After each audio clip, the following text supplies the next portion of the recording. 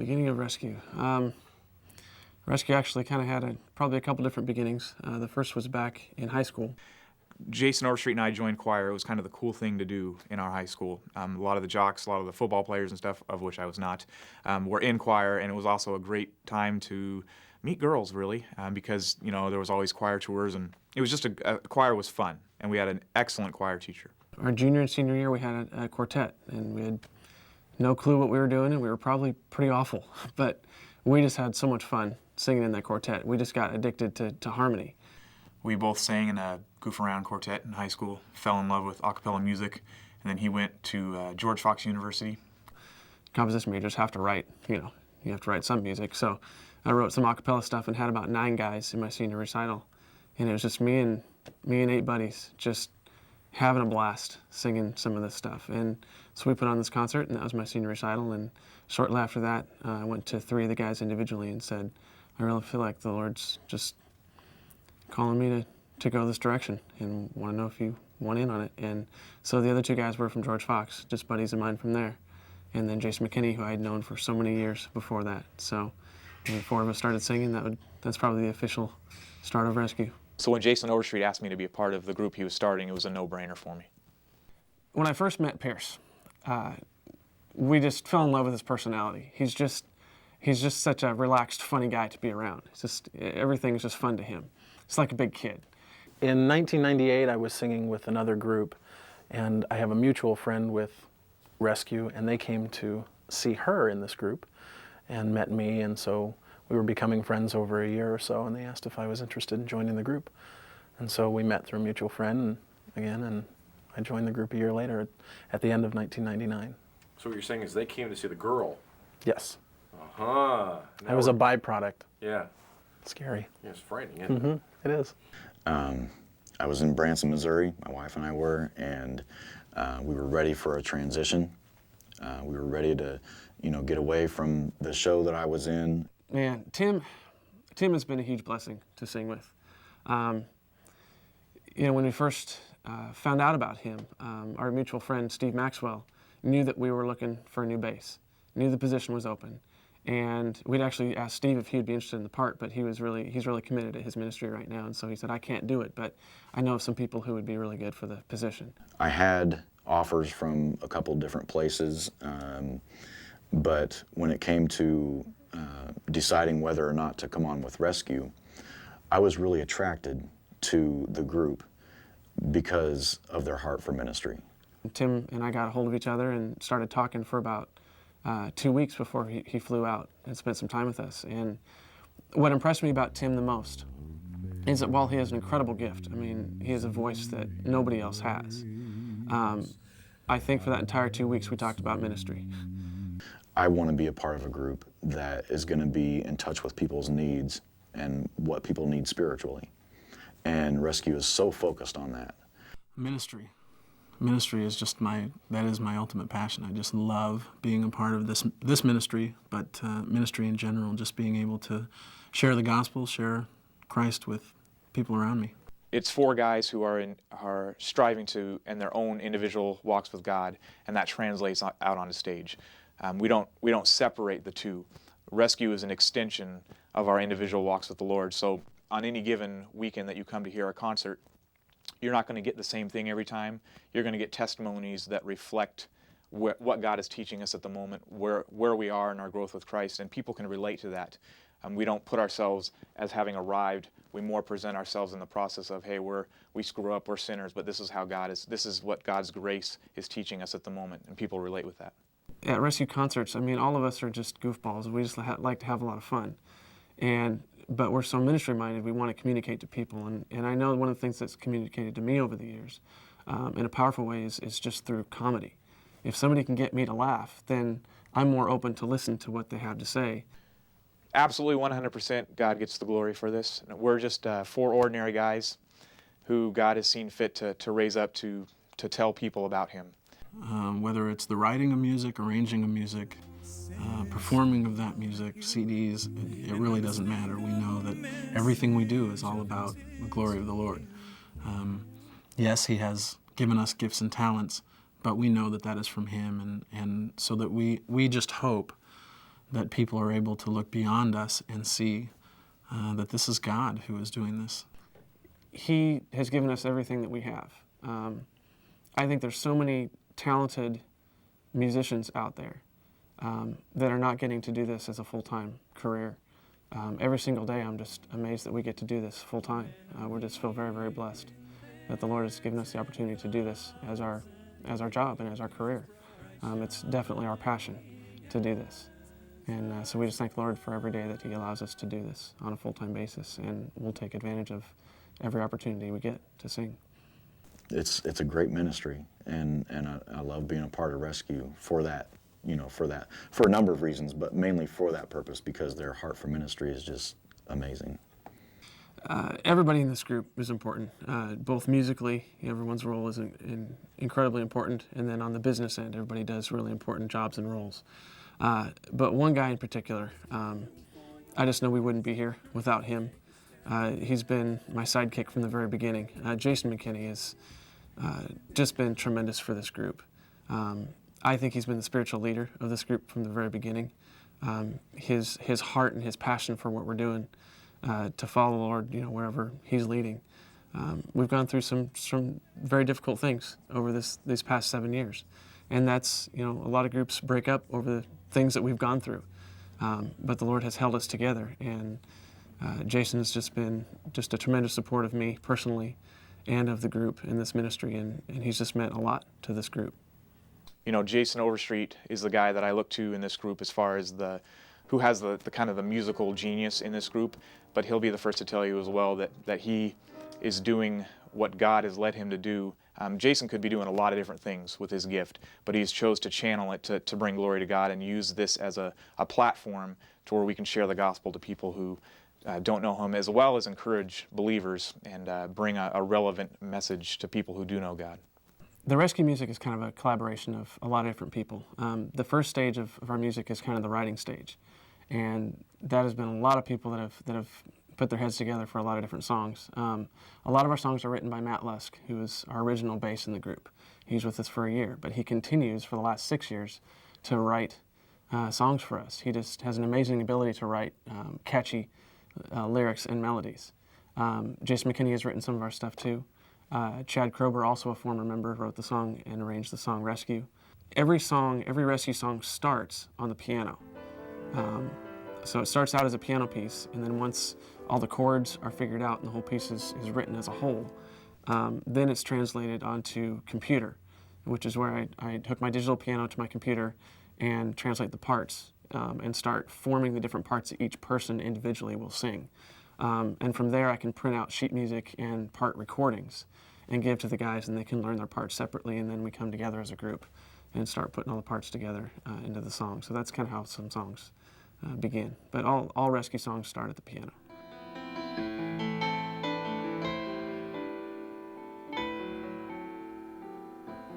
Where can I go? I think most people think that we walk into the studio and we put all 4 of us around one microphone and sing the song all the way through, maybe a couple times, but it's not that easy. I really wish it was, where you've got one person at a time recording their part separately on a microphone when one person records it. After everyone has recorded their separate parts, then it goes into the editing process. In the editing process, editing can go anywhere from a day to a week. Editing is a lot of fun. Editing is on a computer program that's just like a word processor, except it processes audio instead of words. But once again, also very tedious. The most tedious is when you're doing vocal percussion. Vocal percussion is a lot of fun, but it's just little tiny pieces that are grabbed out of different takes and different lines and just placed, each one in its spot. Okay, Luke, I need another snare sound. Okay. Okay, it's good. It's close. I need more a little more girth to it, just a little bit more power. Okay. Okay, try that. Okay, closer. This time not as much, but okay. All right, here makes sense. A little more. Okay. And I will rise to the occasion. I will A lot of times people ask us, when do you practice as a group? And what we end up telling people is, a lot of our practice is individual, which can be tough. We sometimes work 50, 60 hours a week doing, the business side and the ministry side of rescue. There's just not a lot of time. And not only does my wife have to put up with me a lot of times in the living room, sometimes I have to warm up wherever I get a chance. That could be, I've been on retreats where I had to go out and by the river and do a vocal warm-up for half an hour before we go sing. Or I'll warm up in my car. Actually, I do a lot of warm-ups in my car. And this can be quite embarrassing sometimes, especially when I pull up to a stoplight and I'm really, into it, making some funny sounds, especially in the summer, windows are down, and someone hears them. It can be quite embarrassing. The nicknames are pretty easy. We go by last names because if someone yells out Jason, everyone looks. It's kind of annoying. So we've done last names or variations of last names. Of course, my last name is Pierce, so I go by Pierce. Jason McKinney goes by Mac. Jason Overstreet goes by Over. And Tim goes by Tim. So that's that. Tim has this thing with Krispy Kremes. He is a Krispy Kreme freak. I go crazy. I go crazy over this place because it's like, man, one bite and you're just, it's great. Krispy Kreme, a lot of people don't understand what it's all about. They say it's just another donut. We have come to realize in this group that it's not. There is a special experience about Krispy Kreme. I think a lot of the enjoyment for us is to watch Tim. Krispy Kreme for him is like maybe Disney World is to my wife. It is a place to be revered, really, for Tim. And so not only do we enjoy the donuts, but we love to watch Tim freak out when we see a Krispy Kreme on the road, and we love to watch him eat. He'll eat easily 8 or 9 Krispy Kremes at a stop. That's fun to watch. But these, they're donuts, they're Krispy Kreme. Krispy Kreme. It's just, need I say more? It's Krispy Kreme. That, had my first one 2 years ago in St. Louis, and it was awesome. And I haven't stopped eating them since. And any chance I get to get even just one Krispy Kreme is great because they're few and far between. We happen to have two or three in this area, which is really cool because, you can't ever have enough. I got the donut. Man, Pierce, he has a strong liking for not just Harleys, but motorcycles in general. Especially Harleys, but motorcycles in general. If I could tour the United States by myself or with a buddy, we would definitely be on Harley-Davidson motorcycles. There's just no question. Anything we could pack on there, that's all we need, and we just make our way around, see the country. And there have been times where we're at one place or another, and somebody's got a Harley, and we're oogling over the Harley, and the owner will offer Pierce a chance to drive it or ride it.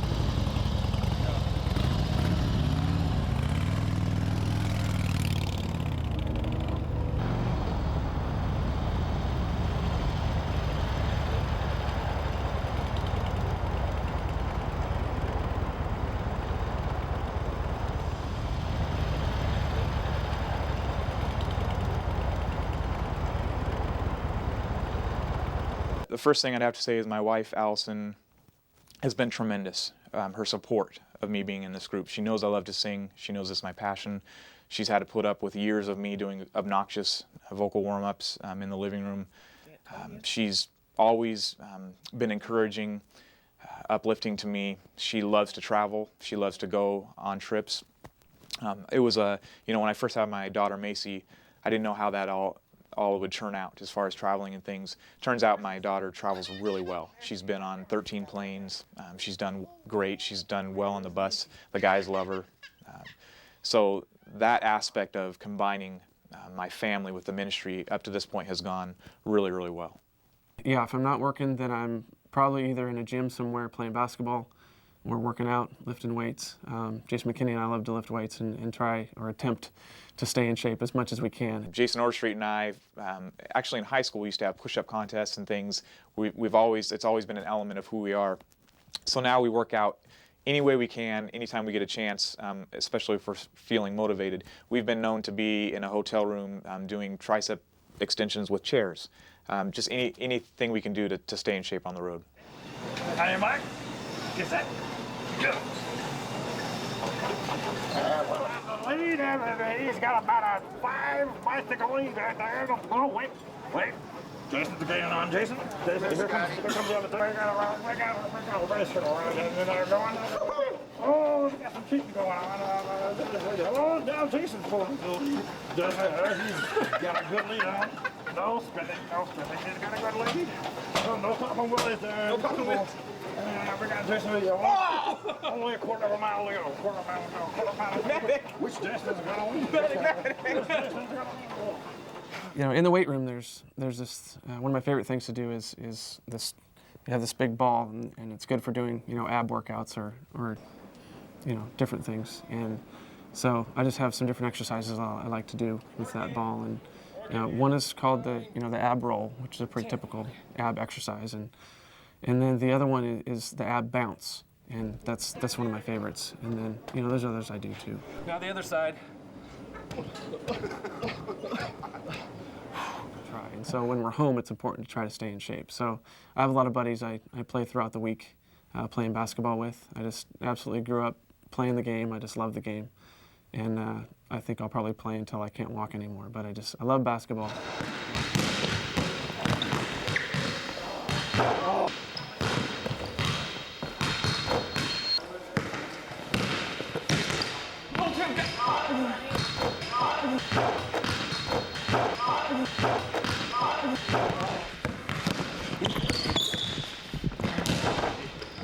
That's a charge! That's a charge!